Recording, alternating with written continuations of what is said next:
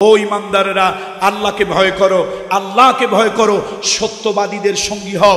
এই মুনাফিকদের সাথী যদি হও, এই মুনাফিকদের দলে যদি যাও, মুনাফিকদের মিছিলে যদি যাও, মুনাফিকদের মিটিংয়ে যদি যাও, মুনাফিকদের সমাবেশে যদি যাও, মুনাফিকদের দলে গিয়ে যদি যোগ দাও, একদিন, দুই দিন, তিন দিন এই মুনাফিকদের সাথে থাকতে থাকতে ইমাম থেকে খারিজ হয়ে যাবে, শরীয়ত থেকে খারিজ হয়ে যাবে, দ্বীন থেকে খারিজ হয়ে যাবে, ইসলাম থেকে খারিজ হয়ে যাবে। কত ঠিক কি? এখন আপনি বলেন, একটা দেশের প্রধানমন্ত্রী মিথ্যা তো মিথ্যা, সেই মিথ্যাটা যদি হয় ঠাড়া পড়া মিথ্যা, সেই মিথ্যাটা যদি হয় ডাহা মিথ্যা, সেই মিথ্যাটা যদি হয় নির্লজ্জ মিথ্যা, আমার তো মনে হয় এ জাতির কচু গাছে গলায় দড়ি নিয়ে মরা উচিত ছিল। একটা দেশের প্রধানমন্ত্রী এত বড় ডাহা মিথ্যা কথা কেমনে বলে?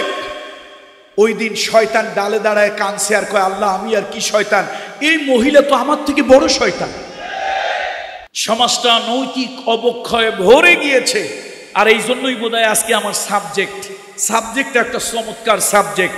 তবে এই সাবজেক্টে কথা বলতে গেলে গরম ভাতে বিড়াল বেজা নাকি পান্তা ভাতে বিড়াল বেজা? হ্যাঁ, ভাতে বিড়াল বেজার।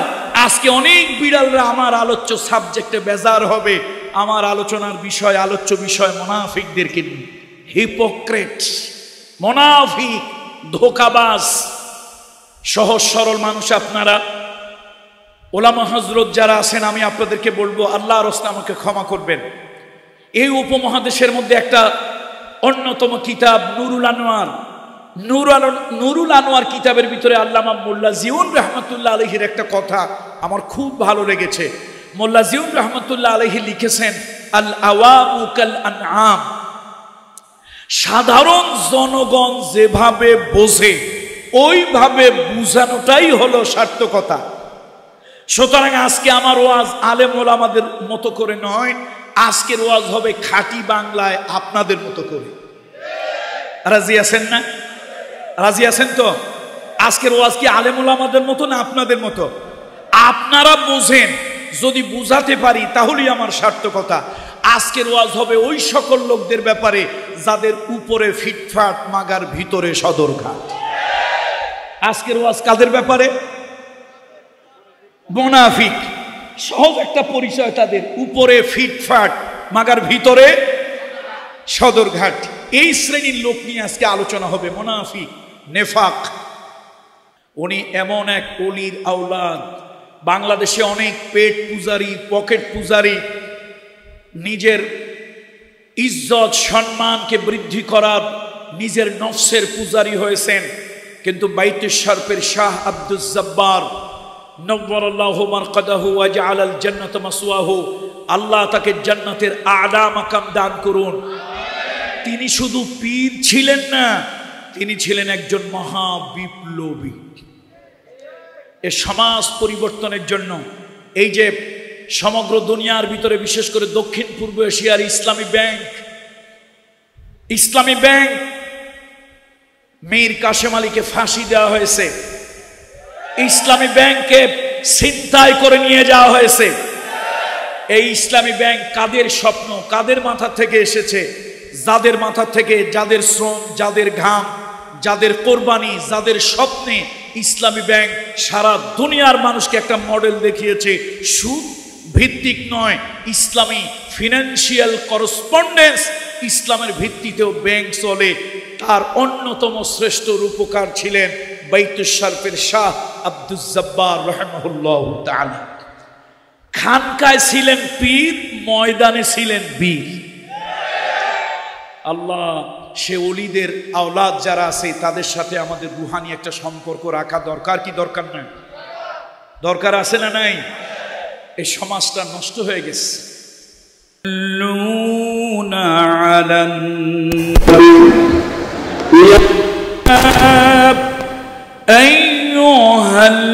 আইয়ুহাল্লাযীনা আমানু সাল্লু আলাইহি ওয়া সাল্লিমু তাসলিমা।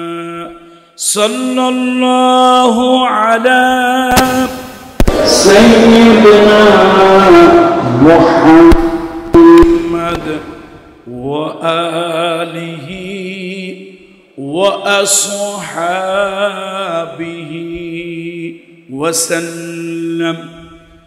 মরমী কবি, আধ্যাত্মিক কবি, সুফি কবি, ভালোবাসার কবি আল্লামা শেখ সাদি রহমতুল্লাহ আলাইহি, হাবিবে কিবরিয়া রহমাতুল লিল আলামিন, মানবতার বন্ধু, মানবতার শিক্ষক মুহাম্মদুর রাসূলুল্লাহ সাল্লাল্লাহু আলাইহি ওয়াসাল্লামের শানে একটি কাসিদা রচনা করেছিলেন।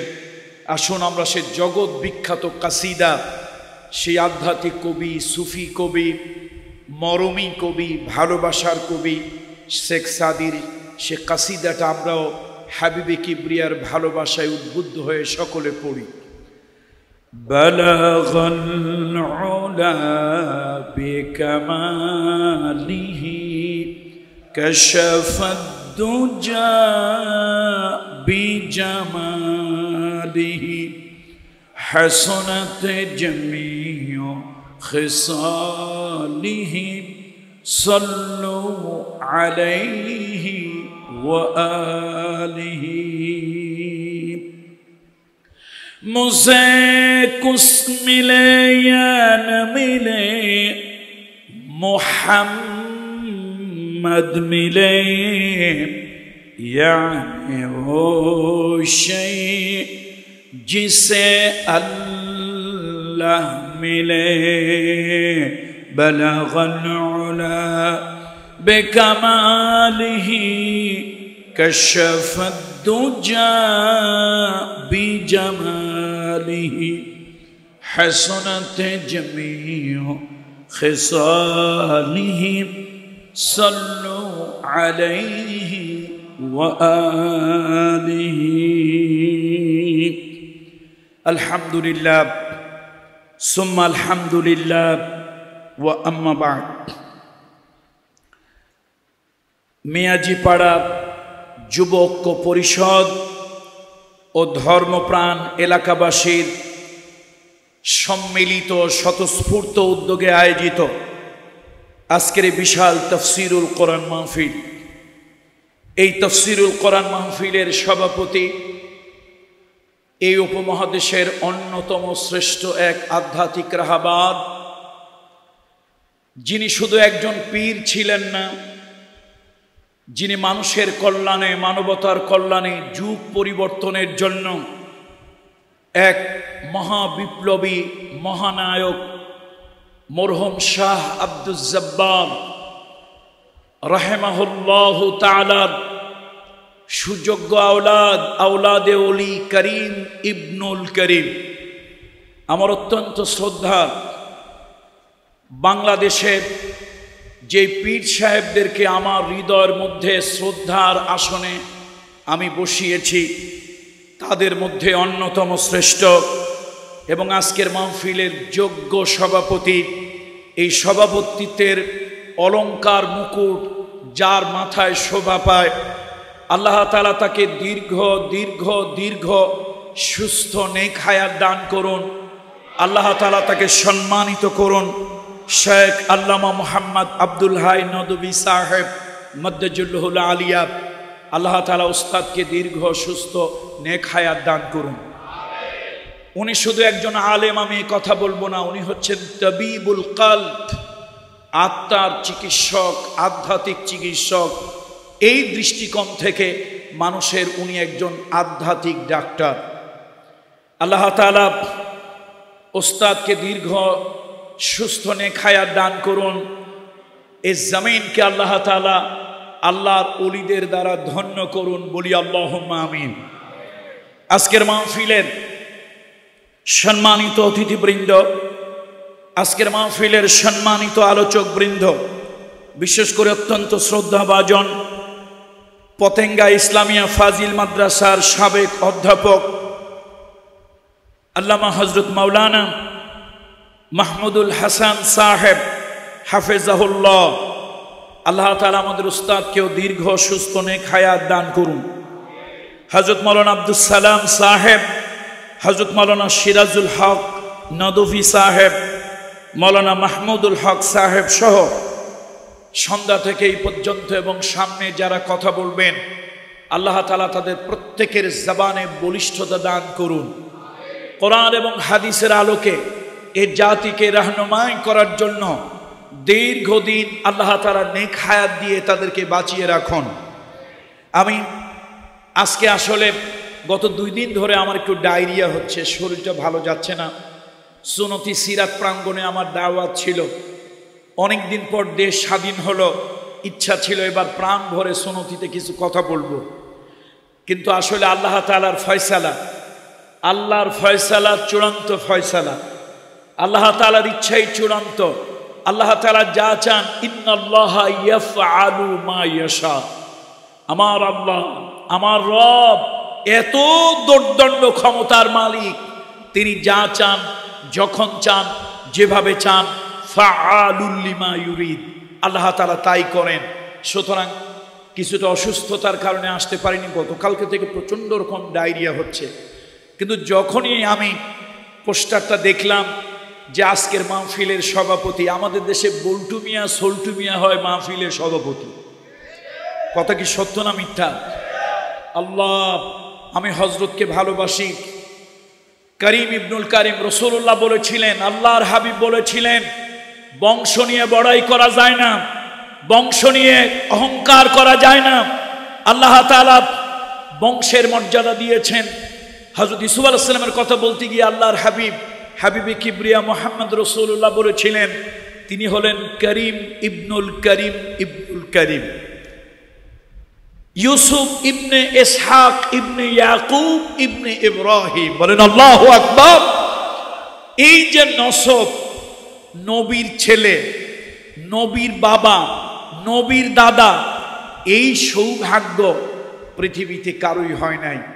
আল্লাহ আজকের সভাপতি সাহেবের সামনে উনি অনুপস্থিত থাকলেই বরং ওনার ব্যাপারে কিছু কথা বলতাম। উনি এমন এক ওলির আওলাদ, বাংলাদেশে অনেক পেট পূজারি, পকেট পূজারি নিজের ইজ্জত সম্মানকে বৃদ্ধি করার নিজের নফসের পূজারি হয়েছেন, কিন্তু বাইতুশ শরফের শাহ আব্দুল জব্বার নওয়ারাল্লাহু মারকাদাহু ওয়া জাআলাল জান্নাতা মাসওয়াহু, আল্লাহ তাকে জান্নাতের আলা মাকাম দান করুন। তিনি শুধু পীর ছিলেন না, তিনি ছিলেন একজন মহা বিপ্লবী। এ সমাজ পরিবর্তনের জন্য এই যে সমগ্র দুনিয়ার ভিতরে, বিশেষ করে দক্ষিণ পূর্ব এশিয়ার ইসলামী ব্যাংক মীর কাসেম আলীকে ফাঁসি দেওয়া হয়েছে, ইসলামী ব্যাংককে ছিনতাই করে নিয়ে যাওয়া হয়েছে। এই ইসলামী ব্যাংক কাদের স্বপ্ন, কাদের মাথা থেকে এসেছে? যাদের মাথা থেকে, যাদের শ্রম, যাদের ঘাম, যাদের কোরবানি, যাদের স্বপ্নে ইসলামী ব্যাংক সারা দুনিয়ার মানুষকে একটা মডেল দেখিয়েছে। সুদ ভিত্তিক নয়, ইসলামী ফিনান্সিয়াল করসপন্ডেন্স, ইসলামের ভিত্তিতেও ব্যাংক চলে। তার অন্যতম শ্রেষ্ঠ রূপকার ছিলেন বাইতুশ শরফের শাহ আব্দুল জব্বার রাহিমাহুল্লাহ তাআলা। খানকায় ছিলেন পীর, ময়দানে ছিলেন বীর।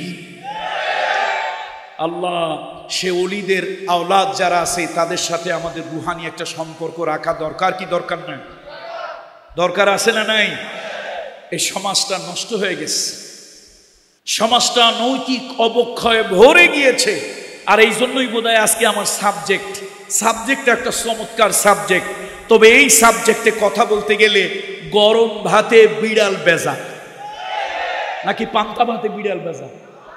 হ্যাঁ, ভাতে বিড়াল বেজার। আজকে অনেক বিড়ালরা আমার আলোচ্য সাবজেক্টে বেজার হবে। আমার আলোচনার বিষয়, আলোচ্য বিষয় মুনাফিকদেরকে নিয়ে। হিপোক্রেট, মুনাফিক, ধোঁকাবাজ। সহজ সরল মানুষ আপনারা, ওলামা হযরত যারা আছেন, আমি আপনাদেরকে বলবো আল্লাহর রাস্তে আমাকে ক্ষমা করবেন। এই উপমহাদেশের মধ্যে একটা অন্যতম কিতাব নুরুল আনোয়ার কিতাবের ভিতরে আল্লামা মোল্লা জিউন রহমতুল্লাহ আলাইহির একটা কথা আমার খুব ভালো লেগেছে। মোল্লা জিউন রহমতুল্লাহ আলাইহি লিখেছেন, আল আওয়ামু কাল আনআম, সাধারণ জনগণ যেভাবে বোঝে ওইভাবে বুঝানোটাই হলো সার্থকতা। সুতরাং আজকে আমার ওয়াজ আলেম ওলামাদের মতো করে নয়, আজকের ওয়াজ হবে খাঁটি বাংলায় আপনাদের মতো করে। রাজি আছেন না? রাজি আছেন তো? আজকের ওয়াজ কি আলেম ওলামাদের মতো না আপনাদের মতো? আপনারা বোঝেন, যদি বুঝাতে পারি তাহলেই আমার সার্থকতা। আজকের ওয়াজ হবে ওই সকল লোকদের ব্যাপারে যাদের উপরে ফিটফাট, মাগার ভিতরে সদরঘাট। আজকের ওয়াজ কাদের ব্যাপারে? মুনাফিক। সহজ একটা পরিচয় তাদের, উপরে ফিটফাট, মাগার ভিতরে সদরঘাট। এই শ্রেণীর লোক নিয়ে আজকে আলোচনা হবে। মুনাফিক, নেফাক, হিপোক্রেসি, দোমুখিতা, দুইমুখী স্বভাব, বাহিরে একরকম, ভিতরে আর এক রকম। কোরআনুল কারীমের ভিতরে আল্লাহ তাআলা, কোরআনুল কারীমের ভিতরে আল্লাহ তাআলা মুমিনদের পরিচয় দেওয়ার পর সূরা বাকারার শুরুতে আল্লাহ তাআলা মুনাফিকদের কিছু পরিচয় আল্লাহ নিজেই তুলে ধরেছেন। দেখুন, পৃথিবীতে সবথেকে ঘৃণিত জাতের নাম হলো মুনাফিক। পৃথিবীতে সবথেকে নিকৃষ্ট ধর্মের নাম হলো মুনাফিক। বলে হুজুর আপনি মুনাফিক নিকৃষ্ট ধর্ম, নিকৃষ্ট জাত কেন বললেন? কাফেররা আছে, অবিশ্বাসী মুশরিক, এই মুশরিকরা থাকবে জাহান্নামের মাঝখানে, আর ইমানদার পাপীরা থাকবে জাহান্নামের উপরে। কিছু ইমানদার লোক দুই চারটা পাপ টাপ করে, এরকম দুই চারটা লোক আছে না? ইমানদার মুমিন মুসলমান, তবে দুই চারটা পাপ করছে। আল্লাহ তাআলা এই মুমিনদেরকে চিরস্থায়ী জাহান্নামে দেবেন না। তাদের গুনার জন্য আল্লাহ একটু শাস্তি দেবেন, তবে জাহান্নামের উপরে তাদেরকে রাখবেন। এই জাহান্নামের উপর থেকে তাদেরকে একটু জ্বালিয়ে পুড়িয়ে শাস্তি দিয়ে আল্লাহ তাআলা এবার তাদেরকে আবার জান্নাতে নিয়ে যাবেন। বলেন আলহামদুলিল্লাহ। আল্লাহ তাআলা এই মুমিন গুনাহগারদেরকে কোথায় নিয়ে যাবেন? বলুন কোথায় নিয়ে যাবেন? অর্থাৎ তাদের জন্য চিরস্থায়ী জাহান্নাম নয়, এই অপরাধের একটু শাস্তি আল্লাহ তাআলা হয়তো জাহান্নামে দেবেন, কিছু কিছুদেরকে আল্লাহ তাআলা মাফ করে দেবেন। এটা হলো জাহান্নামের উপরের কথা বলতেছি। আর জাহান্নামের মাঝখানে থাকবে মুশরিক, কাফের, আল্লাহকে যারা অস্বীকার করেছে, অবিশ্বাস করেছে। আর জাহান্নামের তৃতীয় স্থান, নিচে থাকবে মুনাফিক। নিচে কারা থাকবে? ফিদ্দারকিল আসফালি মিনান নার, জাহান্নামের নিচে, আগুনের নিচে থাকবে মুনাফিকেরা। এই মুনাফিক, এদের ধর্মটা আলাদা। এরা হিন্দুর মতো না, বৌদ্ধ খ্রিস্টানের মতো না, ইহুদির মতো না। মুনাফিকরা হলো মুসলমানদের মতো, দাড়ি আছে, টুপি আছে, জুব্বা আছে, আবা আছে, কাবা আছে, কিন্তু লোকটা কি? কথা কয় না। লোকটা কি? মুনাফিক। এরকম কিছু মুনাফিক আছে, সুযোগ সন্ধানী, ঝোঁক বুঝে কোপ মারে, বাতাস বুঝে ছাতি ধরে। আছে কি নাই? আছে, আছে। এই মুনাফিকদের কিছু আলামত হাদিসের মধ্যে আল্লাহ তাআলার হাবিব, মানবতার বন্ধু, মানবতার শিক্ষক মুহাম্মদ রাসূলুল্লাহ সাল্লাল্লাহু আলাইহি ওয়াসাল্লাম মুনাফিকদের কিছু আলামত বললেন। আবু হুরায়রা রাদিয়াল্লাহু তাআলা আনহু থেকে হাদিস খানা বর্ণিত। এই হাদিসের ভিতরে আল্লাহ রাসূল সাল্লাল্লাহু আলাইহি ওয়াসাল্লাম বলেছেন, আয়াতুল মুনাফিকি সালাসুন, মুনাফিকের চিহ্ন, আলামত তিনটা। প্রথম আলামত হলো ইদা হাদ্দাসা কাযাবা, যখন কথা কয় তো মিথ্যা কথা কয়। কথা যদি কয় 100, মিথ্যা কয় 150। নোয়াখালী জেলার অনেকগুলো থানা, তার মধ্যে একটি থানার নাম হলো কোম্পানিগঞ্জ। কোম্পানিগঞ্জ এই থানায় আমার কিছু ভক্তবৃন্দ আছে। মাহফিল করতে গেলে আমরা ওদের কাছে থাকি। তো তখন আমি ঢাকা বিশ্ববিদ্যালয়ের ছাত্র জীবনেও যেহেতু বাবা পীর ছিলেন, পীরের আওলাদ হিসাবে ভক্তবিন্দুদের কাছে যেতে হয়। তো মাহফিল করে এক বাড়িতে অবস্থান করতেছি, পাশে কিছু ইয়াং যুবক ছেলেপেলেরা কথা বলতেছে। নিজেরা কথা বলে, নিজেরা হাসে। তা আমি জিজ্ঞেস করলাম, ভাই আমি একা একা বোকার মতো, তোমরা কথা বলো, তোমরা হাসো, কারণটা কি? কয় হুজুর আমরা একটা বিষয় নিয়ে কথা বলি, এ আপনারে বলা যাবে না। তো আমি বললাম এমন কি কথা আমারে বলা যাবে না? কয় না হুজুর এটা আপনি বুঝবেন না। আমি বললাম ভাই আমি ছাত্র হিসেবে অত ভালো না, তবে যতই খারাপ হোক ঢাকা বিশ্ববিদ্যালয় বারান্দায় যাওয়ার মতো চান্স যখন পেয়েছি একেবারে খারাপ না। কয় হুজুর আমরা যে সাবজেক্টে কথা বলি এইটা বিশ্ববিদ্যালয় পড়লেই এই সাবজেক্ট বোঝা যায় না। তো ভাই সাবজেক্টটা কি? কয় যে আমরা কথা বলতেছি মিসা কাকুকে নিয়ে। কাকু বোঝেন তো? চাচা, আঙ্কেল। বয়স্ক লোকদেরকে আপনারা কি বলেন আপনাদের এলাকায়? চাচা। তো মিসা চাচা, ওরা কাকু বলে, কাকু। কাকুর নাম কি? কথা কয় না। কাকুর নাম মিসা কাকু। তো আমি খুব অবাক হইলাম, মানুষের নাম মিসা কাকু হয়? হুজুর না, নাম তার আর একটা আছে, কিন্তু আমরা তারে ডাকি মিসা কাকু বলে। বলে মিসা কাকু কেন বলেন? কয় চাচায় কথা যদি কয় 100, মাশাআল্লাহ তার মধ্যে মিথ্যাই কয় 150। কথা যদি কয় 100 তো মিথ্যা কয় কয়শো। এই জন্য তার নাম দিছে পোলাপানে কোন কাকু? মিসা কাকু। কোরআন শরীফের ভিতরে মুনাফিক আল্লাহ তাআলা যাদেরকে বলেছেন হাবিবি কিবরিয়া রহমাতুল্লিল আলামিন তাদের বর্ণনা দিয়েছেন। এটা একটা রিলিজিয়াস টার্মোলজি, এটা একটা ধর্মীয় পরিভাষা। মুনাফিক, এই মুনাফিকের গুণ খাসলত, প্রথম খাসলত হলো সে মিথ্যা কথা কয়। তবে যে যত বড় মুনাফিক সে তত ডাহা মিথ্যা কথা কয়। মুনাফিক যদি বড় হয় মিথ্যাটাও কি হয়? ডাহা মিথ্যা। বোঝেন তো? সাংঘাতিক মিথ্যা। আমাদের অঞ্চলে একটা আঞ্চলিক কথা কয় ঠাডা পড়া মিথ্যা। আপনাদের এটা কি সাতকানিয়া না লোহাগাড়া? লোহাগাড়া উপজেলায় কি বলে আমি জানি না, আমাদের অঞ্চলে কয় ঠাডা পড়া মিথ্যা। মানে মিথ্যা তো মিথ্যা, মা বাপ ছাড়া মিথ্যা, এরকম মিথ্যারে কয় ঠাডা পড়া মিথ্যা। এটা আঞ্চলিক ভাষা। তো এরকম একটা মুনাফিক দেখেন, উগান্ডার এক মন্ত্রী, দেশটার নাম কি? উগান্ডার এক মন্ত্রী, সে দেশে গন্ডগোল হলো।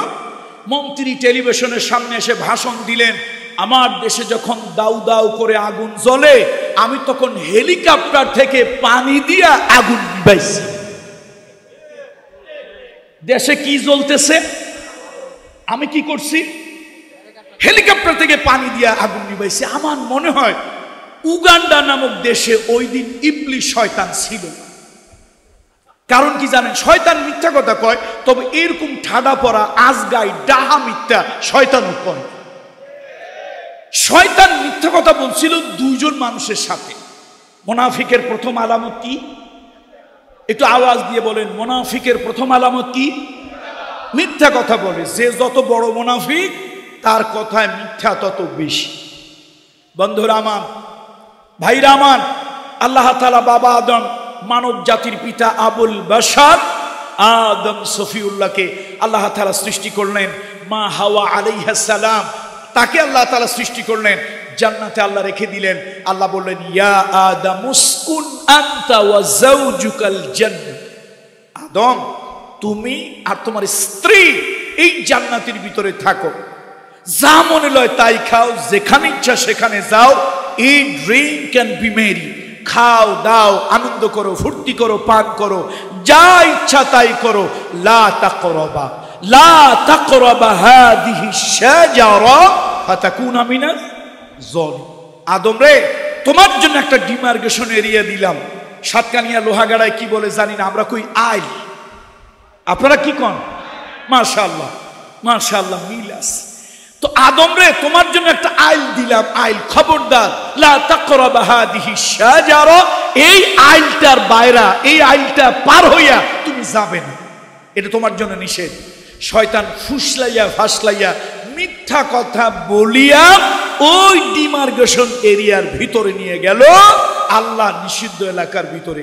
তাহলে শয়তান মিথ্যা কথা বলে মুনাফিকি করে ধোকা দিল কয়জন রে? কয়জনে ধোকা দিল? নাম বলেন তো। এই শুধু আদম বলিয়েন না ভাই, সম্মান করে বলেন। আদম আলাইহিস সালাম, আবুল বাশার, মানব জাতির পিতা আদম সফিউল্লাহ আদম আলাইহিস সালাম, দেখেন তাকে ধোকা দিল। আমাদের মানব জাতির মা হাওয়া আলাইহিস সালাম তাকে ধোঁকা দিল, দুনিয়া আসলো। আচ্ছা, শয়তান কি বেহেশতে থাকতে পারছে? আসমানে থাকতে পারছে? মুআল্লিমুল মালাইকা, ফেরেশতাদের সর্দার শিক্ষক হিসাবে থাকতে পারছে? সেও কোথায় আসছে? তাহলে আদম হাওয়া দুনিয়া আসছে, শয়তানও দুনিয়া আসছে। বোঝা গেল দুইজনের ধোঁকা দিয়ে টিকতে।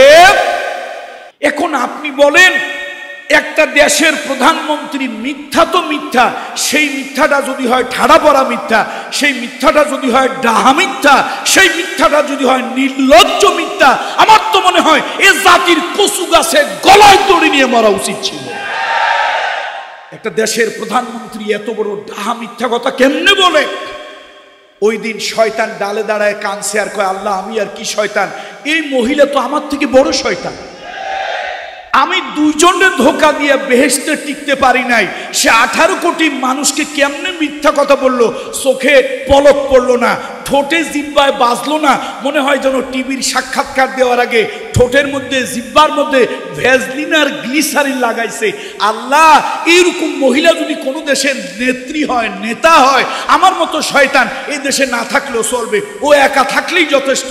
শয়তান বোধহয় ওই দিন বলছিল, ভাই অথবা বোন, তোর ঠ্যাং দুইখান একটু আগায় দে, আমি তোর একটু কদম বুসি করি, তুই আমার পীর, আমি তোর মুরিদ। তোর মতো শয়তান কোনো দেশে থাকলে, আমার মতো শয়তান না থাকলেও চলবে।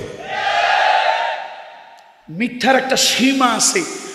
কোটি কোটি মানুষ দেখেছে হেলিকপ্টার থেকে সাউন্ড গ্রেনেড, হেলিকপ্টার থেকে কাঁদানো গ্যাস এবং গুলি নিক্ষেপ হয়েছে। আর কোটি জনতার সামনে জাতির একজন অভিভাবক, গার্ডিয়ান হয়ে উনি কি মিথ্যা ডাহা নির্লজ্জ মিথ্যা বললেন, অবলীলায় মিথ্যা বললেন, চোখের পলক না দিয়া মিথ্যা বললেন, নির্লজ্জ বেহায়ার মতো মিথ্যা বললেন। দেশে যখন আগুন দাউ দাউ করে জ্বলে, আমি তখন হেলিকপ্টার থেকে কি দিলাম? শয়তান ওই দিন দেশে ছিল না। এই জন্য আসুন, মুনাফিক সে যখন কথা কয়, কি কয়? মিথ্যা কথা বলে। বন্ধুরা আমার, তবুকের যুদ্ধ, রাসূলুল্লাহ সাল্লাল্লাহু আলাইহি ওয়াসাল্লাম, আল্লাহর হাবিব বললেন, আমরা তবুকের অভিযানে রওনা হব। সেখানে 80 জনের উপরে নামধারী, লেবাসধারী, ভেষধারী মুসলমান তবুকের যুদ্ধে যায় নাই। তার মধ্যে 3 জন ইমানদারও ছিল। আল্লাহু আকবার। যখন রাসূলুল্লাহ সাল্লাল্লাহু আলাইহি ওয়াসাল্লাম তবুকের যুদ্ধ থেকে ফিরে আসলেন, রাসূলুল্লাহ যখন চলে গেলেন, মুনাফিকেরা তারা চিন্তা করলো, সকালে যাই, বিকালে যাই, রাত্রে যাই, কালকে যাই, আজ যাই, কাল যাই, যাই করে আর যাওয়া হলো না। কয়জন ইমানদার ছিল তার মধ্যে? 3 জন ইমানদার ছিল। এবার আল্লাহ তাদের ধারণা হলো, ওই মুনাফিকেরা বলা বলি করতে লাগলো, কয় গিয়া দেখো মুহাম্মদ আর তার লোকজন শেষ হয়ে গেছে। নাউযুবিল্লাহ। আল্লাহ নবী, বিশ্ব নবী, মানবতার মহান বন্ধু, যিনি হলেন ইমামুল মুজাহিদিন, আল্লাহর নবী নিজে জিহাদ করে মদিনার দিকে ফিরে আসলেন। বাতাসে ধুলা উড়াইয়া কালেমার পতাকা নিয়ে রাসূলুল্লাহ সাল্লাল্লাহু আলাইহি ওয়াসাল্লাম মদিনার দিকে ফিরে আসলেন। এবার ওই মুনাফিকেরা 1 নম্বর ইমানদার সেজে গেল, 1 নম্বর ইমানদার হয়ে গেল। এখন ওরে বাবা, আবা কাবা পাগড়ি জুব্বা লাগাই 1 নম্বর মুসলমান। ভাবখান ড্রামা করে, নাটক বোঝেন তো, অভিনয়। রাসূলুল্লাহর কাছে গিয়া ভাব সাপন্ন রকম, নবী কয়, করো কি ইয়া রাসূলুল্লাহ? হুজুর 3 খান তরবারি ধারাইছিলাম, 3 খান তরবারি ধারায় রাখছিলাম, চিন্তা করলাম কাফেরের বাচ্চাদেরকে এবার কচু কাটা করে ছাড়বো। হুজুর, যুদ্ধে যদি যাইতাম একাই তো 100 মাইরে ফেলতাম, কিন্তু বউটার অসুখ, এই জন্য যাইতে পারি না। ইমানদারের থাকে 2 হাত, মুনাফিকের থাকে 3 হাত। বলেন ইমানদারের কয় হাত? মুনাফিকের কয় হাত? ইমানদারের 1 হাত, নাম কি? ইমানদারের আর 1 হাত, নাম কি? আর মুনাফিকের সব কথার মাঝখানে থাকে একটা হাত, ওইটার নাম অজুহাত। ওটার নাম কি? এই জন্য ধর্মের কথায়, দ্বীনের কথায়, ইসলামের কথায়, শরীয়তের কথায় যেই লোকগুলি বেশি বেশি অজুহাত দেয়, নিঃসন্দেহে বুঝে নেবেন, দলিল ছাড়া বুঝে নেবেন এই লোকটা কাট্টা মুনাফিক। আল্লাহর হুকুমের ক্ষেত্রে কোনো যুক্তি চলে না, রাসূলুল্লাহর ইতাআতের ক্ষেত্রে কোনো যুক্তি চলে না, আল্লাহর গোলামির ক্ষেত্রে কোনো যুক্তি চলে না, শরীয়তের তাবেদারির ক্ষেত্রে কোনো যুক্তি চলে না। সামি'না ওয়া আতা'না, সামি'না ওয়া আতা'না। এই জন্য এখন নবীজি তো ফিরে আসছে, ওরে বাবা মুনাফিকদের হাব ভাব। এখন রাসূলুল্লাহ ওই যে উসুলেরই তো একটা বিধান বোধহয়, আন্নাসু ইয়াকিসু আলা মা নাফসি। রাসূলুল্লাহ সাল্লাল্লাহু আলাইহি ওয়াসাল্লাম আল্লাহর নবী, হাবিবে কিবরিয়া, রহমতের নবী, দয়ার ভরা, দিনটা রহমতে ভরা। আটলান্টিক মহাসাগর যত বড়, প্রশান্ত মহাসাগর যত বড়, আমার হাবিবে কিবরিয়ার হৃদয়টা, কলিজাটা এর থেকেও বড়। নবীজি আল্লাহর হাবিব মনে করলেন ঠিক। জিব্রাইল এসে কয়, ইয়া রাসূলুল্লাহ, এই শয়তানগুলোরে চেনেন নাই? ও টুপি, জামা, পাগড়ি, জাব্বা, আবা কাবা দেখে মনে করছেন বিরাট বড় মুজাহিদ। এক নম্বর ভণ্ড, এক নম্বর ভণ্ড। কিন্তু ওই যে তিনজন সাহাবী, তারা ঘরের দরজা বন্ধ করে কাঁদতে লাগলেন, আর ভাবলেন না, একে তো জিহাদে যাই নাই, এটা করছি ভুল, আবার নবীজির কাছে গিয়ে মিথ্যা বলবো, ছেলের অসুখ, মেয়ের অসুখ, দাঁতে ব্যথা, ডায়রিয়া, পায়ে ব্যথা, ঠ্যাং ভাঙছে, এরকম মিথ্যা কথা বলবো, এটা উচিত হবে না। রাসূলুল্লাহর কাছে মিথ্যা যদি বলি, আল্লাহর হাবিবের কাছে আল্লাহ তাআলা ওহীর মাধ্যমে জানিয়ে দেবেন। তিনজন সাহাবী মুনাফিক ছিলেন না, তারা প্রকৃত ঈমানদার ছিলেন, কিন্তু এই মুনাফিকের পালায় পড়ে তবুকের যুদ্ধে যায় নাই। তারা সিদ্ধান্ত নিল, আল্লাহর হাবিব মারুক, কাটুক, রাসূলুল্লাহ যা ইচ্ছা তাই করুক, হাবিবে কিবরিয়ার সামনে এক যারা মিথ্যা বলবো না। হাবিবে কিবরিয়ার সামনে কি বলবো না? মিথ্যা কথা বলবো না। মিথ্যা বললেই তো আল্লাহ জানিয়ে দেবে। আর এই মুনাফিকগুলো, এই ভেষধারী, লেবাসধারী মুনাফিকগুলো নানান অজুহাত দিল। আল্লাহ তাআলা কোরআনুল কারীমের 9 নম্বর সূরার 119 নম্বর আয়াত আল্লাহ নাজিল করলেন, ইয়া আইয়ুহাল্লাযীনা আমানুত্তাকুল্লাহ, ইয়া আইয়ুহাল্লাযীনা আমানুত্তাকুল্লাহ ওয়া কুনু মা'আস সাদিকিন। ও ঈমানদারেরা, আল্লাহকে ভয় করো, আল্লাহকে ভয় করো, সত্যবাদীদের সঙ্গী হও।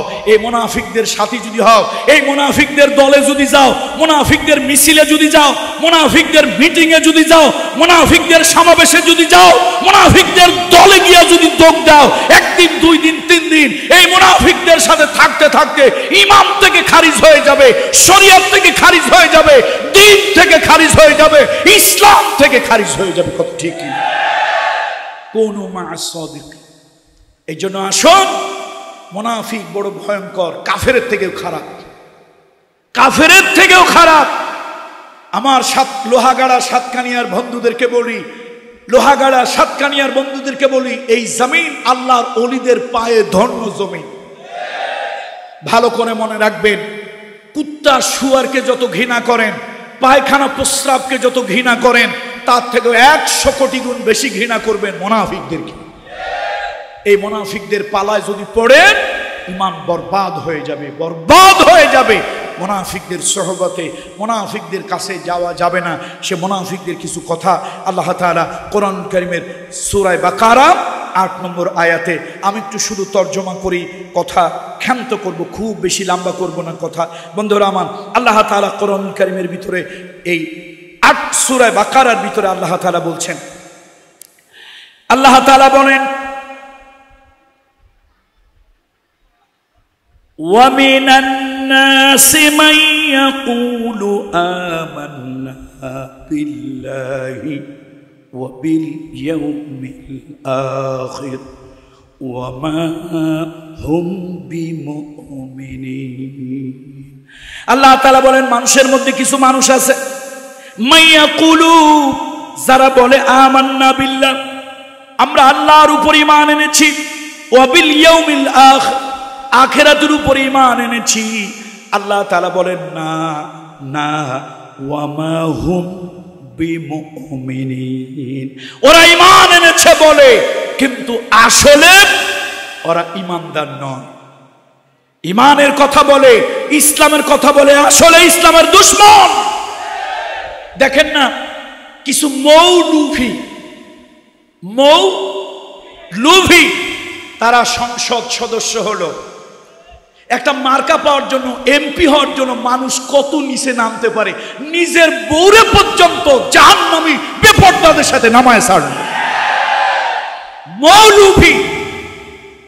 এই মৌলভীরা বলে আল্লামা দেলোয়ার হোসেন সাইদি সাহেব নাকি সংসদ সদস্য ছিল, তিনি নাকি মোদির বিরুদ্ধে কোনো পার্লামেন্টে বিল উত্থাপন করে নাই।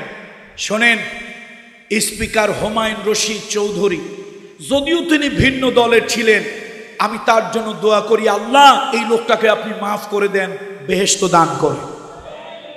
স্পিকার হুমায়ুন রশিদ চৌধুরী, তিনি যদিও একটা সেকুলার দলের লোক ছিলেন।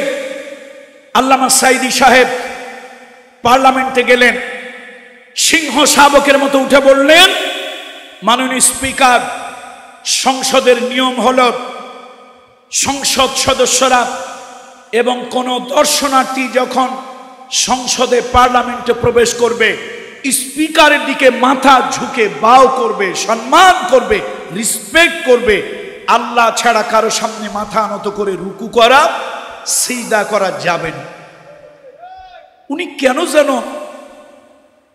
সরকার দলীয় হয়েও সাইদি সাহেবের কথাটা তিনি সরাসরি রিফিউজ করলেন না, ডিনাই করলেন না। বললেন, দেখেন, আমি যে দলেরই হই, আমি একটা মুসলমানের সন্তান, এরকম একটা শিরক পার্লামেন্টে চলুক তা আমিও চাই না। আপনি এই বিষয়ে আলাদা করে একটা বিল উত্থাপন করেন, দাবি তোলেন, এটার নিয়ে আলোচনা হোক। যদি ঈমান এবং আল্লাহর আইনের পরিপন্থী হয়, আমি আপনার সাথে থাকব। আলহামদুলিল্লাহ বলেন, আলহামদুলিল্লাহ। সত্যি সেটা নিয়ে আলোচনা হলো, ব্যাপক আলোচনা হলো, এবং সেই দিন থেকে, এর পরের অধিবেশন থেকে সংসদে স্পিকারের সামনে মাথা ঝুঁকানো, রুকু করের মতো মাথা ঝুঁকানো চিরতরে বাংলাদেশের পার্লামেন্টে বন্ধ হয়ে গেল। এই যে সামাজিকভাবে একটা শিরক বন্ধ হয়েছে। শুধু তাই নয়, এবার ইনি মোদির বিরুদ্ধে বিল আনলেন। কিসের বিরুদ্ধে? আপনারা মনে মনে ভাবতে পারেন রাজনীতির জন্য অনেকে অনেক কথা বলে, আমি কোনো বানোয়াটি কথা বলবো না। ইউটিউবের, গুগলের আর্কাইভের ভিতরে এখনো সার্চ দেন, বাংলায় লিখেও যদি সার্চ দেন, আর্কাইভের মধ্যে হাজার নয়, লক্ষ নয়, কোটি কোটি ভিডিও ফুটেজ আছে।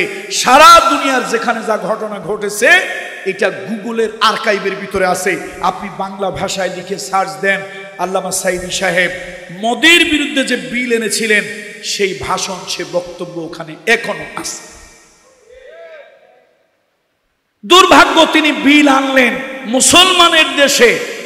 300 পার্লামেন্টেরিয়ান, সেখানে অধিকাংশ, majority percent, most of them, তারা হলেন মুসলমান, নামে মুসলমান, কিন্তু মুসলমানের সন্তান হয়েও তারা মদকে পার্লামেন্টে আইন করে নিষিদ্ধ করতে পারলেন না। তার কারণ, যদি আইন করে নিষিদ্ধ করা হয়, তাহলে তো এই বড় বড় বোতল আর খাওয়া যাবে না। কথা ঠিক কিনা? তাহলে ওই যে বলতেছিলাম, মুনাফিকের চরিত্র উপরে ফিটফাট, মাগার ভিতরে কি? মানে উপরের চরিত্রটা একরকম, মাগার ভিতরের চরিত্রটা আর এক রকম। দুর্ভাগ্য, অনেক লোক মদের পক্ষে বলেছে, এমনকি ইসলামী ফাউন্ডেশনে পাঠানো হয়েছিল এটার যাচাই বাছাই করার জন্য। আইন মন্ত্রণালয়ে পাঠানো হয়েছিল, ধর্ম মন্ত্রণালয়, রিলিজিয়াস অ্যাফেয়ার্স মিনিস্ট্রিতে পাঠানো হয়েছিল। দুর্ভাগ্য, সেখান থেকেও ভালো কোনো রেজাল্ট, ভালো কোনো ফল আসেনি। এটি দুর্ভাগ্য। বন্ধুরা আমার, মানুষ একটা পার্লামেন্ট সদস্য হওয়ার জন্য, মানুষ পার্লামেন্ট সদস্য হওয়ার জন্য, একটা মার্কা পাওয়ার জন্য, একটা এমপি হওয়ার জন্য, আর যাই হোক ঈমান বিক্রি করে দেয়, সে মানুষগুলোকে ধিক শতধিক। এই যে যাদের চরিত্র ঠুনকো জিনিসের জন্য ঈমান বিক্রি করে, ওরা হলো মুনাফিক। শুধু মুনাফিক না, মুনাফিকের সর্দার আব্দুল্লাহ ইবনে উবাই। এই মুনাফিকদের চরিত্র আল্লাহ তাআলা বর্ণনা করতেছেন 8 নম্বর আয়াত থেকে, ওয়া মিনান নাস, মানুষের মধ্যে থেকে এক শ্রেণীর মানুষ, মাইয়াকুলু আমান্না, যারা বলে আমরা ঈমান এনেছি, আমরা ঈমানদার, বিল্লাহি ওয়া বিল ইয়াউমিল আখির, আমরা আল্লাহ ঈমান আনি, পরকালে বিশ্বাস করি, এটা যারা বলে, আর আল্লাহ তাআলা তাদের ব্যাপারে বলেন ওয়ামা হুম বিমুমিনিন, আসলে ওরা ঈমানদার না, ওরা মুনাফিক, ওরা হিপোক্রেট, ওরা ধোঁকাবাজ, ওরা ধোঁকা দেয়। ইউখাদিউনাল্লাহ ওয়াল্লাযীনা আমানু, ওরা আল্লাহকে ধোঁকা দেয়। প্রথম কারে দেয়? ওরা প্রথম আল্লাহর কথা, আমার কথা নয়। ইউখাদিউনাল্লাহ ওয়াল্লাযীনা আমানু, ওরা প্রথম আল্লাহকে ধোঁকা দেয় আর ঈমানদারদেরকে ওরা ধোঁকা দেয়। ওয়ামা ইয়াখদাউনা ইল্লা আনফুসাহুম ওয়ামা ইয়াশউরুন। আল্লাহ বলেন এই মুনাফিকগুলি ওরা আল্লাহরে ধোঁকা দেয়, ঈমানদারে ধোঁকা দেয়। আল্লাহ বলে না, আমারে ধোঁকা দেওয়া যায় না। এই মুনাফিকগুলি মূলত ওরা নিজেদেরকে নিজেরাই ধোঁকা দেয়, নিজেরা ধোঁকা দেয়। আমার ঈমানদারদেরকে ধোঁকা দেওয়া যায় না। যত বড় জুব্বা লাগাইয়া আসো আর যত বড় যাই নিজেরে আলেম বলে দাবি করো, নিজেরে যাই বলে দাবি করো না কেন, তুমি যে মুনাফিক, আমি আল্লাহকে বুঝাইতে হবে না, আমি আল্লাহরে বুঝাইতে হবে না, আমার ঈমানদারদেরকে বুঝাইতে হবে না। তোদের চেহারা, তোদের চরিত্র, তোদের কালচার, তোদের ওঠা বসা, তোদের কথাবার্তায় জনগণ বুঝে ফেলে তোরা 1 নম্বর মুনাফিক। এবার আল্লাহ তাআলা বলেন ফি কুলুবিহিম মারাদুন ফাযাদাহুমুল্লাহু মারদা ওয়া লাহুম আযাবুন আলীম। আল্লাহ তাআলা বলেন তাদের অন্তরের ভিতরে এই মুনাফিকের রোগ ঢুকেছে। আল্লাহ তাআলা এই মুনাফিকের রোগ বাড়ায় দিয়েছেন। তাহলে বোঝা গেল মুনাফিকের রোগ মূলত ঢোকে কোন জায়গায়? কোথায় ঢোকে? অন্তরের ভিতরে মুনাফিকের রোগ ঢোকে। শোনেন, আপনার যদি টাইফয়েড হয়, ম্যালেরিয়া হয়, আমাশা হয়, তাহলে কিন্তু আপনি বুঝতে পারবেন। কোরমা দেন, পোলাও দেন, ফিরনি দেন, জর্দা দেন, বিরিয়ানি দেন, ভালো লাগে না। কি লাগে না? আপনার বাড়ির বিবি সাহেবা, আপনারা আপনাদের আঞ্চলিক ভাষায় কি বলেন? বউ। আপনার বউ 2 দিন 3 দিন পান্তা ভাত রাখছে, ভাত রাখছিল, এই পান্তা হয়ে গেছে ভাত। সেই বাসি ভাত, পান্তা ভাত একটু তেঁতুল দিয়া, কাঁচা মরিচ দিয়া, 2-4টা কালো জিরা দিয়া, যখন ওই 3-4 দিনের বাসি পচা ভাতের খিচুড়ি রাঁধছে, আপনার আমাশা হইয়া, টাইফয়েড হইয়া, ম্যালেরিয়া হইয়া জিহ্বাটা এত খারাপ লাগছে। কোরমা দেয়, ভালো লাগে না। পোলাও দেয়, ভালো লাগে না। ফিরনি দেয়, জর্দা দেয়, ভালো লাগে না। এখন নাকে যেন কিসের ঘেরান আসছে, পচা পচা গন্ধ, কেমন জানো। বউরে কয় তুমি রাঁধছো কি? কয় বলা যাবে না, 3-4 দিনের ভাত পচে গেছে। শেষে একটু তেঁতুল দিয়া, তারপরে খাঁড়া দিয়া, তারপরে টক দিয়া, এরপরে কাঁচামরিচ দিয়া, কালো জিরা দিয়া একটু রাঁধছি, একটু ডাইলে চাইলে খিচুড়ি। কয় একটু দেও তো, একটু খাইয়া কয় মাশাআল্লাহ বড়ই মজা লাগে। কয় যে দেশের মানুষ যে বিরিয়ানি আর পোলাও জর্দা কেন খায় বুঝি না, আর এই পচা পান্তা ভাতের থেকে ভালো জিনিস কি দুনিয়া আছে? আচ্ছা বলেন তো, আপনাদের দেশে বিয়ে শাদী, মেজবানি, মুসলমানি, এগুলোতে কি আপনারা 3-4 দিনের পচা বাসি পান্তা ভাতের এই খিচুড়ি খাওয়ান? কি খাওয়ান? কি খাওয়ান? বিরিয়ানি খাওয়ান, আগ্নি খাওয়ান, তেহারি খাওয়ান, নাহলে ভুনা খিচুড়ি খাওয়ান। তো ওইটা বেচারা এত ভালো জিনিস রেখে তার কাছে ওইটা লাগছে, ওইটা ভালো লাগছে। কারণ কি জানেন? আসলে জিহ্বা নষ্ট হয়ে গেছে। রোগের কারণে কি নষ্ট হয়েছে? জিহ্বা নষ্ট হইলে দামি খাবার ভালো লাগে না, পচা খাবার ভালো লাগে। হালাওয়াতুল ঈমান, ঈমানের স্বাদ নেওয়া যায় কলব দিয়া। এই বান্দা যখন গুনাহ করে, এই বান্দা যখন গুনাহ করে, গুনার প্রভাব তার কলবের ভিতরে পড়ে, গুনার প্রভাব তার কলবের ভিতরে পড়ে। ইদা সালুহাত সালুহাল জাসাদু কুল্লু ওয়া ইদা ফাসাদাত ফাসাদাল জাসাদু কুল্লু আলা ওয়াহিয়াল কলব। এই মুনাফিকরা যত মুনাফিক করে তার এই ঈমানের স্বাদ নেওয়ার এই কলবের ভিতরে তার প্রভাব পড়ে। এই জন্য আল্লাহর ওলিদেরকে, হক্কানি পীরদেরকে বলা হয় তাবিবুল কলব। বলেন তো কি বলা হয়? বলেন, চিৎকার দিয়ে আওয়াজ দিয়ে বলেন, হক্কানি পীরদেরকে কি বলা হয়? ডাক্তার, রুহের ডাক্তার, কলবের ডাক্তার। ডাক্তার যেরকম আপনার দেহের রোগের ঔষধ দেয়, জ্বর হয়েছে, ডায়রিয়া হয়েছে, আমাশা হয়েছে, দেহের রোগের ঔষধ দিল, অনুরূপ ভাবে আল্লাহর ওলিদের কাছে যদি যান, আল্লাহর ওলিদের কাছে যদি যান, তারাও ডাক্তার, তবে দেহের চিকিৎসা করবেন না। কিসের চিকিৎসা করবেন? তার মানুষ মুনাফিক হইলে তার প্রভাবটা গিয়ে পড়ে কোথায়? কলবে গিয়ে পড়ে, কলবে গিয়ে পড়ে। এই কলব যদি পরিবর্তন না হয়, বাহিরের চেহারা পাল্টায় কোনো লাভ নাই। এ মুসলমান, ভালো করে শোনো, আব্দুল্লাহ ইবনে উবাই ইবনে সুলুল, আব্দুল্লাহ ইবনে উবাই ইবনে সুলুল, তার থেকে বড় লোককে মুহাম্মদ রাসূলুল্লাহ যার ছিল ইমাম, রাসূলুল্লাহর পিছনে তিনি ছিলেন মুসল্লি। মুনাফিকরা এত খারাপ, মুনাফিকরা এত খারাপ, রাসূলুল্লাহর পিছনে নামাজ পড়ে, রাসূলুল্লাহর ইমামতিতে নামাজ পড়ে, আল্লাহর হাবিবের পিছনে ইক্তেদা করে, রাসূলুল্লাহর পিছনে মুক্তাদি হয়ে যাদের চরিত্র পাল্টায় নাই, বাইতুশ শরফের আল্লাহর ওলি, আল্লাহর কুতুব, মুজাদ্দিদে জামানের পিছনে নামাজ পড়লো, তাদের ঈমান পাল্টাবেন। ওহুদের যুদ্ধের কথা কি মনে আছে আপনাদের? মনে আছে? ওহুদের যুদ্ধে একজন সাহাবী আমর বিন সাবেত বিন ওয়াকিশ, উনি বনু সালামার প্রধান। মানুষটা হলো বুড়া মানুষ।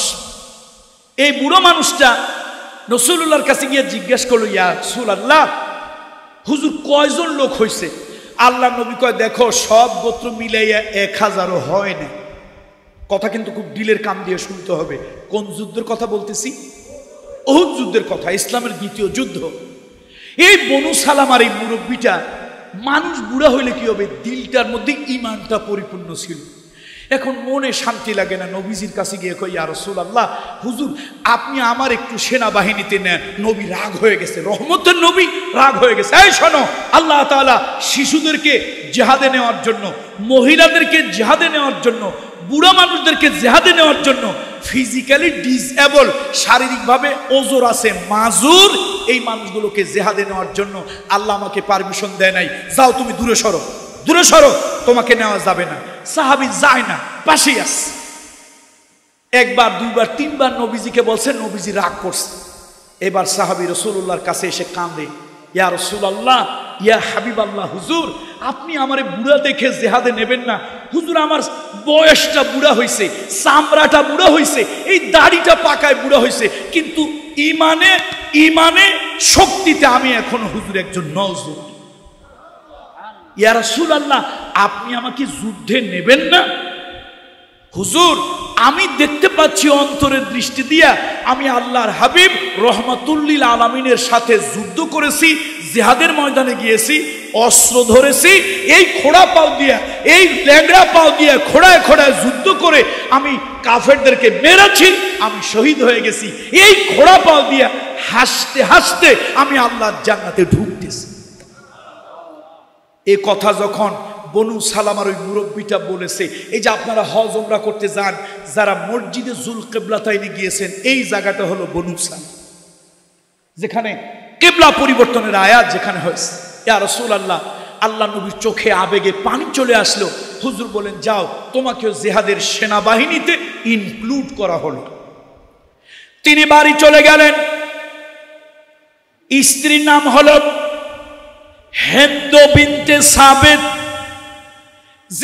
ও হিন্দ, রাসূলুল্লাহ আমাকে জিহাদের সেনাবাহিনীর ভিতরে নিয়েছে, আমি জিহাদ করার জন্য, আমি শহীদ হওয়ার জন্য আল্লাহ রসুলের সঙ্গে আমি যাচ্ছি।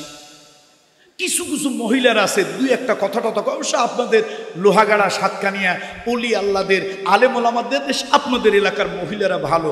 আমাদের এলাকার মহিলারা মাঝে মাঝে দুই একটা কথাবার্তা বলে, মাশাআল্লাহ। বনু কুরাইজা, এই তোমরা বনু সালামা কারা কারা আসো? মোহাম্মদ গতকালকে আমার বলেন না সাল্লাল্লাহু আলাইহি সাল্লাম পড়ে। ইমাম মালিক রাহমাতুল্লাহ আলাইহি বলেছেন, যতবার রাসূলুল্লাহর নাম বলবে, যতবার রাসূলুল্লাহর নাম শুনবে, যতবার রাসূলুল্লাহর নাম লিখবে, প্রত্যেকবার বলবে সাল্লাল্লাহু আলাইহি ওয়াসাল্লাম, সাল্লাল্লাহু আলাইহি ওয়াসাল্লাম। আব্দুল্লাহ ইবনে উবাই ইবনে সুলুল উঠে বলল, গতকালকে তো সিদ্ধান্ত হয়েছিল, মুহাম্মদ আর আমি সিদ্ধান্ত দিয়েছিলাম মক্কার কুফারে কুরাইশেরা তারা এখানে ঢুকবে, আমরা এই মদিনার ভিতরে ঢুকায় তাদেরকে যুদ্ধ করব। আজকে তোমরা তার সাথে পরামর্শ করে তোমরা বাহিরে চলে যাচ্ছ, এরকমটি তো কথা ছিল না। আমি এই যুদ্ধে নাই, আমার কথা, আমার নেতৃত্ব কেন চলবে না? এই তোমরা কারা কারা আসো? 300 লোক তার সাথে ভেগে চলে গেল। কয়শো লোক? কতজনের মধ্যে? কতজনের মধ্যে? তাহলে 1000-এর মধ্যে 300 চলে গেছে নবীজির যুগে। আর এই যুগে যদি 18 লক্ষ হইতো, তো আমার তো মনে হয় 17 লক্ষ মুনাফিকি আলাদা হয়েছে। সুতরাং মুসলমান, আজকে ইসলামের ক্ষতি কাফের বেদিনেরা যা করেছে, আজকে ইসলামের ক্ষতি কাফের বেদিন যা করেছে, তার থেকে বেশি করেছে নামধারী, লেবাসধারী, ভেষধারী, পোশাকধারী মুনাফিকেরা। এই মুনাফিকেরা হলো সব থেকে ভয়ঙ্কর। এই জন্য মনে রাখবেন, সব ধর্মের মধ্যে নিকৃষ্ট ধর্ম হলো মুনাফিকি ধর্ম। কাফের থাকবে জাহান্নামের মাঝখানে, গুনাহগার ইমাম থাকবে জাহান্নামের উপরে, আল্লাহ শাস্তি দিয়ে আবার তাদেরকে জান্নাতে নিয়ে যাবেন। কাফেররা ফি নারে জাহান্নাম খালিদিনা ফিহা আবাদা, আর মুনাফিকেরা থাকবে কোথায়? ফিদ্দারকিল আসফালি মিনান নার, এখান থেকে বের হওয়ার আর কোনোদিন কোনো সুযোগ। তাহলে আগুন, নিচের আগুন নিচের দিকে থাকবে, ওরা আগুন শাস্তি বেশি ভোগ করবে। এই জন্য আমার লোহাগাড়াবাসীদেরকে বলবো, আল্লাহর হস্তে মুনাফিক হবেন না, আল্লাহর হস্তে মুনাফিক হবেন না, আল্লাহর হস্তে মুনাফিক হবেন না। মুনাফিকেরা কাফেরের থেকে খারাপ।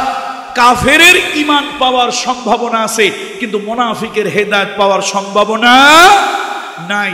এই মুনাফিক বর্ণসূরা, মুনাফিক বর্ণসূরা, মুনাফিক হিপোক্রেট, এই মুনাফিকদের থেকে সাবধান।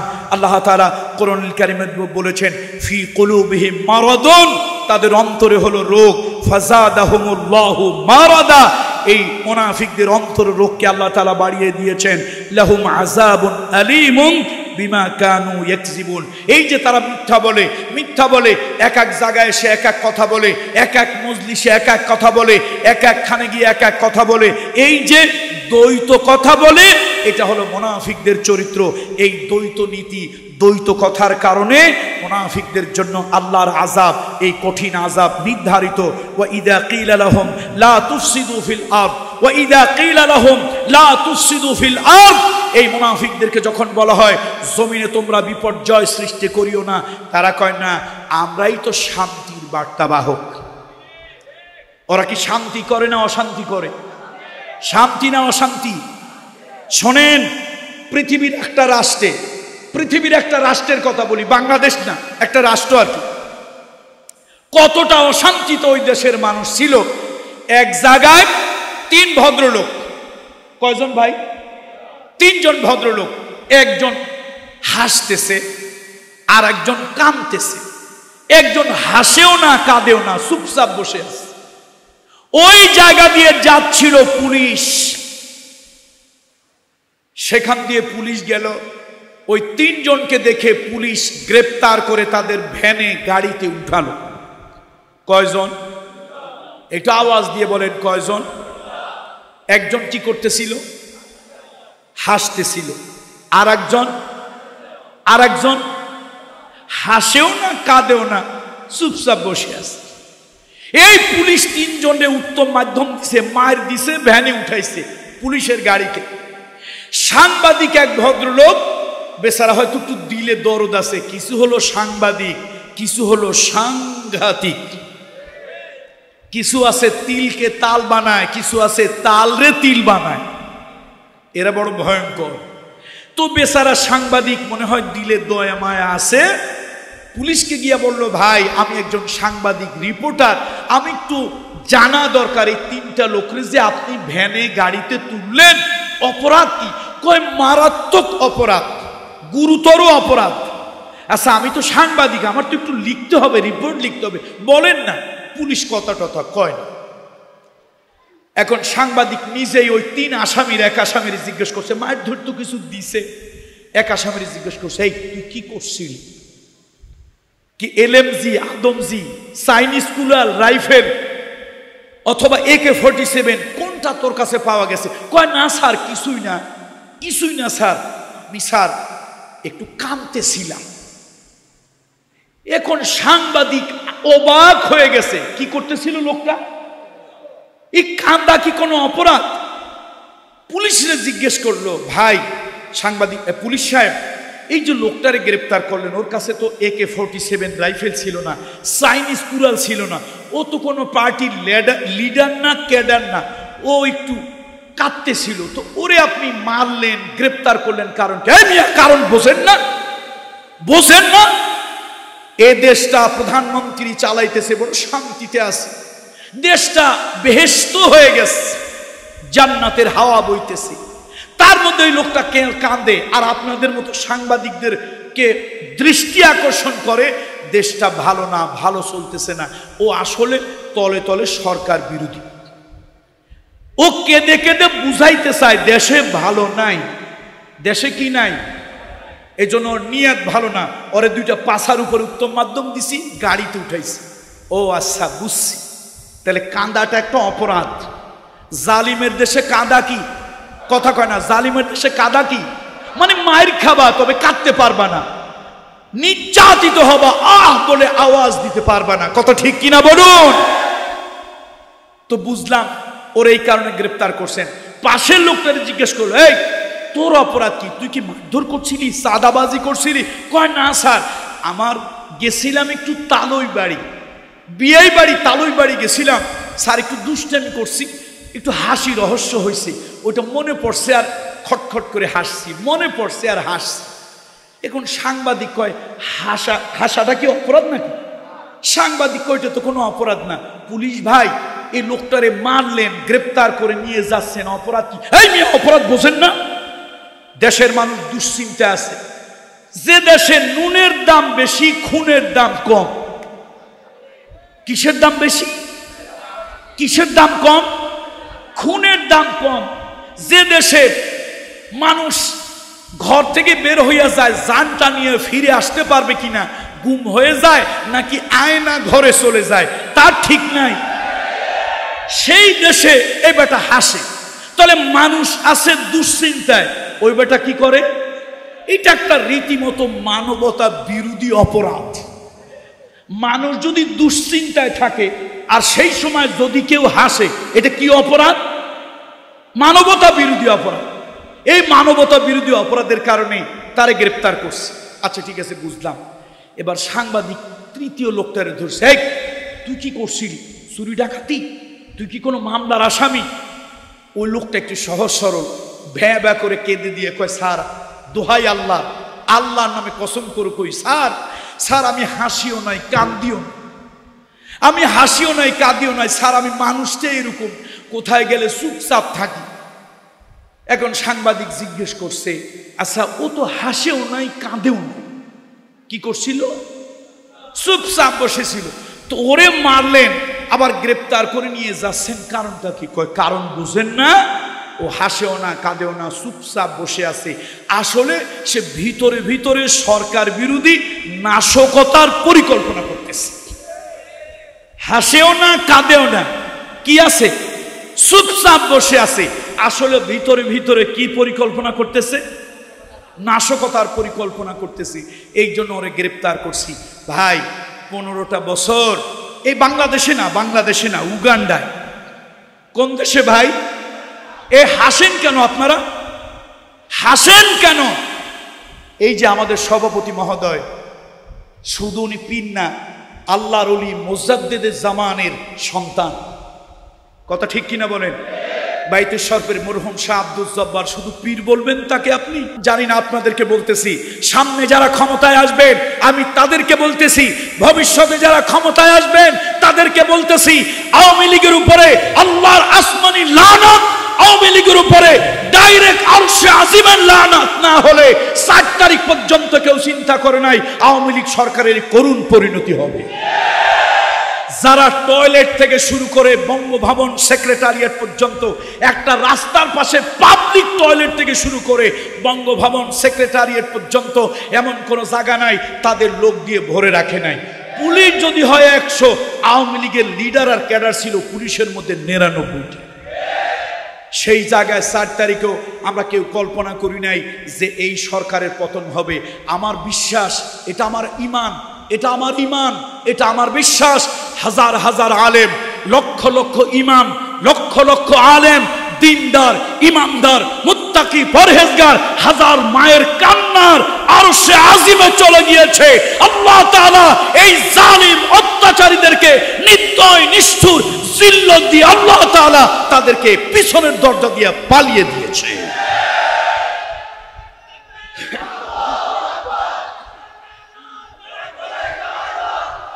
বন্ধুরা আমার, বন্ধুরা আমার, সামনে কারা ক্ষমতা আসবেন জানি না, তবে তাদেরকে উদ্দেশ্য করে বলি, এদেশে আলেম ওলামাদের খানকা আছে, মসজিদ আছে, ওয়াজের মাহফিলগুলো আছে। খবরদার আপনাদের লিডার ক্যাডার দিয়া যেখানে সেখানে ঝামেলা পাকাবেন না। আপনাদের লিডার ক্যাডার দিয়া যেখানে সেখানে ঝামেলা পাকাবেন না। গত 7 তারিখ সাদিকুর রহমান আজহারি কুষ্টিয়া দৌলতপুর থানায় কি যেন হোগলগাঁও না হোগলডাঙ্গা ইউনিয়নে তিনি ওয়াজ করতে গিয়েছিলেন। সেখানের এক সাবেক ইউনিয়ন চেয়ারম্যান, দলের নামটা বললাম না, সাবেক ইউনিয়নের ইউপি চেয়ারম্যান, আরে হাতি ঘোড়া গেল তল, ছাগলে কয় কত জল, কত বড় বড় নেতা গেল, তাই ঠ্যাঙ্গাইলাম, 4 পয়সার কোনো দাম দিলাম না। দেখেন না, এমপিরে তো আকাশ থেকে আব্রাহার বাহিনীর উপরে বর্ষণ হয়েছিল। কিসের বৃষ্টি? পাথর বৃষ্টি বর্ষণ হয়েছিল, অগ্নি বৃষ্টি, অ্যাসিড বৃষ্টি, শিলা বৃষ্টি। বাংলাদেশের এক এমপির উপরে পড়েছিল জুতার বৃষ্টি। কত বড় বড় লোকেরা গেল, তাই 4 পয়সার দাম দিলাম না। আর সলিমুদ্দিন কোন এক দলের সাবেক ইউপি চেয়ারম্যান, হাতি ঘোড়া গেল তল, ছাগলে কয় কত জন। এই জন্য সামনে যারা ক্ষমতায় আসবেন তাদেরকে বলি, আল্লাহর ওলিদের খানকাগুলোকে সম্মান করবেন, ওলামা একরামদের এই ওয়াজের মাহফিলগুলোকে সম্মান করবেন, জমার খুতবাকে ইজ্জত দেবেন। কোন লিডার ক্যাডার দিয়ে খবরদার জমার মসজিদের ইমাম খতিবকে চোখ রাঙানি দিবেন না। আলেম ওলামারা কোরআনের কথা বলে, চোখ রাঙানি দিবেন না। পীর সাহেব কেবলারা তাদের খানকায় আমাদের মতো আধ্যাত্মিক রুগীদেরকে চিকিৎসা দেবেন। ওনারা ডাক্তার, কিসের ডাক্তার? দেহের না রুহের? ওনারা রুহের ডাক্তার, চিকিৎসা দেবে নির্ভয়ে। ওনাদের দরবারে খানকায় সর্বদলীয় লোক যাবে, জামাতের লোক, হেফাজতের লোক, তরিকতের লোক, তবলিগের লোক, আওয়ামী লীগের লোক, বিএনপির লোক যাবে। ওনাদের কাছে 5 জন লোক বসলেই আপনারা গুন্ডা, পান্ডা, সন্ডা বাহিনী পাঠায় দেবেন, লিডার ক্যাডার পাঠায় দেবেন। অমকের দরবারে লোক কেন? আল্লাহ লানত আপনাদের উপরে সাদে আসেন। এই জন্য আসুন, মুনাফিকি চরিত্র বাদ দিতে হবে। আল্লাহ তাআলা নেফাকি চরিত্র থেকে জাতিকে মুক্ত করুন। আল্লাহ তাআলা নেফাকি চরিত্র থেকে জাতিকে মুক্ত করুন। মুনাফিক মিথ্যা কথা বলে, মুনাফিক মিথ্যা কথা বলে। আমানত রাখলে মুনাফিক আমানতের খেয়ানত করে, আমানত রাখলে মুনাফিক আমানতের খেয়ানত করে, আর মুনাফিক বিশ্রী ভাষায় গালিগালাজ করে। আল্লাহ তাআলা আমাদেরকে মুনাফিকি চরিত্র থেকে হেফাজত করুন, নেফাকি চরিত্র থেকে আল্লাহ আমাদেরকে হেফাজত করুন। ঈমানি চরিত্র আমাদেরকে আল্লাহ তাআলা দান করুন। এই ঈমানি চরিত্রের জন্য উত্তম পদ্ধতি সূরা তওবা 9 নম্বর সূরা 119 নম্বর আয়াত, ইয়া আইয়ুহাল্লাযীনা আমানুত্তাকুল্লাহা ওয়া কুনু মা'আস সাদিকিন। আল্লাহর ওলিদের সোহবত, আল্লাহ ওয়ালাদের সোহবত, নেক বান্দাদের সোহবতে গেলেই আমাদের মুনাফিকি চরিত্রগুলো ভালো হয়ে যাবে, দিলটা আল্লাহমুখী হবে, ঈমানের স্বাদ আমরা অনুভব করতে থাকব। আল্লাহ তাআলা আজকের এই মাহফিলটাকে কবুল করুন। আমি অসুস্থতা গত 2-3 দিন ধরে প্রচণ্ড রকম ডায়রিয়া হচ্ছে, আমি খুব কষ্টের মধ্যে এসেছি। আজকের মাহফিলের সভাপতি মহোদয়ের ইজ্জত সম্মানের জন্য এসেছি। আল্লাহ তাআলা সভাপতি মহোদয়কে দীর্ঘ নেক হায়াত দান করুন। আজকের মাহফিলের উলামা ইকরামরা যারা এসেছেন, আমার ডাইনে বায়ে বসা আকাশের নক্ষত্র তুল্য যে সকল উলামা ইকরাম আছেন, আল্লাহ তাআলা আপনাদেরকে দীর্ঘ সুস্থ নেক হায়াত দান করুন। এই জমিন আল্লাহর ওলিদের পদভারে ধন্য জমিন। এই জমিনে কোরআনের পক্ষের লোককে পার্লামেন্টে পাঠাতে হবে। রাজি আছেন? এই জমিনে কার কার পক্ষে কথা বলার লোককে পাঠাতে হবে? কোরআনের পক্ষের লোককে পাঠাতে হবে, যারা অন্তত পার্লামেন্টে গিয়ে কোরআনের পক্ষে কথা, আরে কোরআনের আইন পাস করতে না পারুক, অন্তত কোরআনের বিরুদ্ধে আইনের বিরুদ্ধে, কোরআনের আইনের বিরুদ্ধে যখন কোনো বিল আসবে তিনি যেন সিংহের মতো গর্জে উঠতে পারেন, এরকম লোক পাঠানো দরকার কি দরকার না? সুতরাং সাতকানিয়া লোহাগাড়ার মানুষ এই জমিন থেকে আগামীতে পার্লামেন্টে কথা বলার জন্য জিহাদের অংশ হিসাবে কোরআনের পক্ষের লোক পাঠাবেন। এই জমিন আল্লাহর ওলিদের পদভারে ধন্য জমিন, এই জমিন পীর বুজুর্গদের জমিন, এ জমিন আলেম ওলামাদের জমিন, এ জমিন ইমামদারের জমিন। এই জমিন থেকে যোগ্য লোক, কোরআনের পক্ষে কথা বলার লোক যাওয়া দরকার। আল্লাহ তাআলা এই জমিনকে কবুল করুন।